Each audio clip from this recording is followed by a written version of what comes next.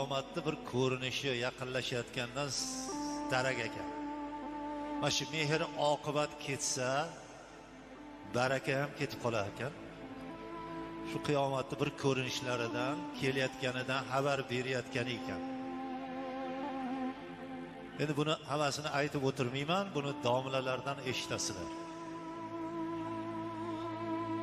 Shu ashulaning sabab bo'lishiga bu shu voqealar, shu gaplar, shu holatlar sabab bo'lgan. Bir kuzatsangiz, qarindosh urug' bir-biridan xabar olmay qo'yadigan payt bo'lib qoldi. Akayam, ukayam, opa-singillar ham qanaqadir sal o'zini bir-biridan tortib qoladigan payt bo'ldi. Bunga shu bozor sabab